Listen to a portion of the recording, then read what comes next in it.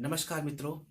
और आज मैं उपस्थित हूँ कवि श्री राम नरेश त्रिपाठी जी के द्वारा लिखित कविता अरमान को लेकर के। और मैं कवि श्री राम नरेश त्रिपाठी जी के शब्दों का उपयोग करते हुए उनकी लिखी हुई कविता को पढ़ने का प्रयास करूँगा अपने मुख से। और उनकी पहली कुछ लाइनें हैं, उन्होंने इसमें कुछ दिखाने का प्रयास किया, जरा इस प्रकार देखेंगे।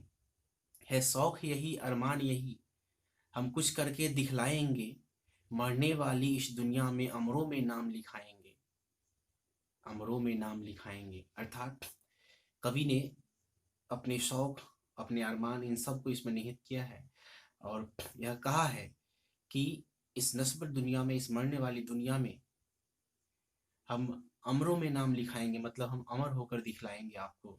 इसका मतलब यह है, इसका सार यह है कि यह नश्वर दुनिया है। इस दुनिया में जिसका भी जन्म होता है, जिस व्यक्ति का भी जन्म होता है, उन्हें आज न कल मरना है। मरने के लिए ही सब यहाँ जन्म लेते हैं, यही सत्य है। तो कवि ने यह कह के दिखलाया है कि मरने के उपरांत तो सब भूल जाएंगे उन्हें, लेकिन तब है कि कुछ लोगों को लोग याद भी रखते हैं, जैसे महात्मा गांधी, नेताजी सुभाष चंद्र बोस, डॉक्टर राजेंद्र प्रसाद, वीर सावरकर, रानी लक्ष्मीबाई। ऐसी कुछ महान विभूति हैं जिनका लोग खूब नाम याद रखते हैं। यहाँ तक कहते हैं कि अपने बच्चों को ऐसे संस्कार दो, इनको पढ़ो, इनके अंदर ये गुण है। तो फिर ये अमर कैसे रह गए? तो अमर रह गई उनकी कीर्ति, उनके अंदर का गुण, लोग उसे गाते हैं। शरीर तो नश्वर है, इसका तो नाश होना है। तो वीर सावरकर ने अंतिम लाइन कहा है इसमें, इस पैराग्राफ, इस कविता का इस पैराग्राफ में, अमरों में नाम लिखाएंगे। अर्थात उनका कहना है कि यह सदियों तक यह नाम लिखा रहेगा इसमें, सब तक ये दुनिया रहेगी तब तक इस कविता को लोग जितना गाएंगे, जितना इसको समझने का प्रयास करेंगे, उतनी ही ज्यादा इसके गुण जो है सो प्रकट होंगे। एक बार फिर से हम इस कविता को दोहराने जा रहे हैं। है शौक यही अरमान यही, हम कुछ करके दिखलाएंगे, मरने वाली इस दुनिया में हम अमरों में नाम लिखाएंगे, अमरों में नाम लिखाएंगे। बड़ा सुंदर लाइंस था।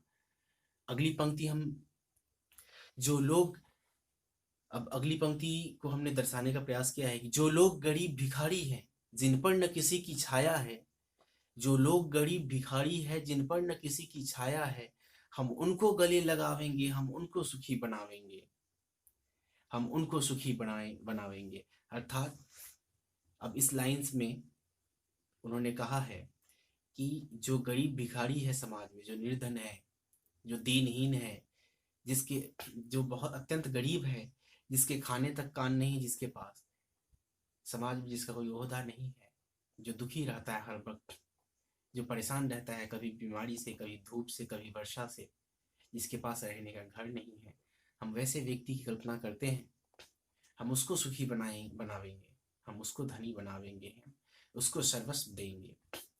यह कवि का कहना है। अगली पंक्ति हम प्रेजेंट करेंगे। जो लोग हार कर बैठे हैं, उम्मीद मार कर बैठे हैं, जो लोग हार कर बैठे हैं, उम्मीद मार कर बैठे हैं, हम उनके बुझे दिमागों में, हम उनके बुझे दिमागों में फिर से उत्साह जगावेंगे, फिर से उत्साह जगावेंगे।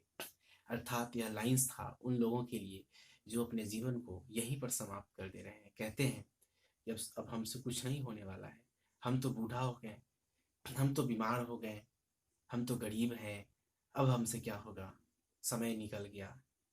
मित्रों, मैं याद दिलाना चाहता हूँ कि दुनिया में उन्हीं लोगों ने कुछ कर दिखलाया जिनके अंदर पागलपंती आया है, जिनको पागल कहता है समाज, या वैसे लोग कुछ कर दिखलाए हैं जिनके जिन्होंने हार मान लिया हो, उनका ने और हार मान लिया हो, तो जब ऐसी कविताओं को पढ़ते हैं तो फिर से उन्होंने शुरुआत करी है और कुछ बेहतर किया है। अर्थात यह कविता हमें मोटिवेट भी अंदर से करता है, हमें उत्साहित करता है किसी अच्छे कार्य के लिए, अपने लक्ष्य की प्राप्ति के लिए। अगली लाइन हम प्रस्तुत करते हैं। रोको मत आगे बढ़ने दो, रोको मत आगे बढ़ने दो, आजादी के दीवाने हैं, हम मातृभूमि की सेवा में अपना सर्वस्व लगावेंगे, अपना सर्वस्व लगावेंगे। अर्थात इसे रोको मत। जो सरहद पे जा रहा हो, जो कुछ करने का ठान लिया हो समाज के लिए कि हम ये करके दिखलावेंगे, उसे मत रोको, उसे परेशान मत करो, तोड़ने का प्रयास मत करो, उसे उत्साहित करो। क्योंकि वो आज़ादी के, कवि का कहना है कि वो आज़ाद है। उसकी दीवानगी, उसकी प्रेम, उसका मोहब्बत, सब कुछ वही है, समाज की सेवा करना। उसके लिए तो ना जीना है ना मरना है। कवि कहते हैं कि रोको मत, रोको मत, आगे बढ़ने दो, आजादी के दीवाने हैं। रोको मत, आगे बढ़ने दो, आजादी के दीवाने हैं। हम मातृभूमि की सेवा में अपना सर्वस्व लगावेंगे। अर्थात मातृभूमि भी कोई चीज होती है। हम लोगों ने तो यहाँ जमीनों के टुकड़े टुकड़े कर दिए हैं, ये हमारा है, ये हमारा है। पर इस व्यक्ति के लिए जो आजादी के दीवाने हैं, जो भारत माँ का लाल है, उसके लिए तो ये सब एक जैसा है। ये सर्वस्व, ये दुनिया, पूरी कायनात एक जैसा है। उनका कहना है कि रोको मत, आगे बढ़ने दो, इसे पुष्ट करो, आगे जाने दो, उत्साहित करो। आजादी के दीवाने हैं, आजादी के दीवाने हैं। हम मातृभूमि की सेवा में अपना सर्वस्व लगावेंगे, अपना सर्वस्व लगावेंगे। हम उन वीरों के बच्चे हैं, हम उन वीरों के बच्चे हैं जो धूल के पक्के सच्चे थे। हम उन वीरों के बच्चे हैं जो धूल के पक्के सच्चे थे। हम उनका मान बढ़ाएंगे, हम उनका मान बढ़ाएंगे, हम जग में नाम कमाएंगे, हम जग में नाम कमाएंगे। अर्थात कवि ने अंतिम पंक्ति में यह कहने का प्रयास किया है, श्री राम नरेश त्रिपाठी जी ने, कि हम, हमारी जो पुस्ती रही है, या हम उस पुस्ती के वारिस हैं जिन्होंने बड़े धूल के बड़े पक्के थे। अर्थात जो ठान लेते थे वो कर दिखलाते थे। उनके अंदर की क्षमता थी, जो शौर्य गाथा है उनका, एक बार ठाना तो करके ही रुकते थे, हारने की कोई गुंजाइश नहीं होती थी। तो कवि ने अपने आप को, अपने पूर्वजों को यहाँ पर वीर कहा है, और कहा है कि हमारे पूर्वज वीर थे, कायर नहीं थे। तो हम उनके बच्चे हैं, और उनके खून की लहर हमारे, उनके तलवार की चमक और गदा की जो टक्कर होती है, वो सब हमारे खून में जो है सो आज भी है, दहाड़ता है। तो हम उन वीरों के बच्चे हैं जो धूल के पक्के सच्चे थे, है ना।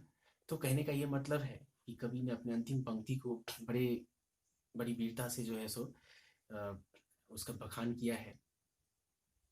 और आज कहना चाहूँगा, और उन्होंने मान बढ़ाने की भी बात कही है कि किस तरीके से मान जो है सो बढ़ाना है। हम उनका मान बढ़ाएंगे, हम जग में नाम कमाएंगे। अर्थात उनकी दीवानी, उनकी दीवानगी, उनका प्रेम, उनका मोहब्बत, उनकी वीरता, ये सब इस कविता में उन्होंने उड़ेल दिया है। मैंने संक्षेप में कहा है, समझाने का प्रयास किया है। इस पर जितना विचार किया जाए, जितना सोचा जाए, समझा जाए, कम है। मैंने अपनी बातों को रखने का प्रयास किया है। त्रुटियां हुई होंगी तो क्षमा चाहता हूँ। आगे जिनको जैसा लगे, पसंद आए, तो इसे लाइक करें, सब्सक्राइब करें, और कमेंट्स भी करें। सही गलत क्या है, मैं उसको सही करने का प्रयास करूंगा। आज के लिए इतना ही। धन्यवाद।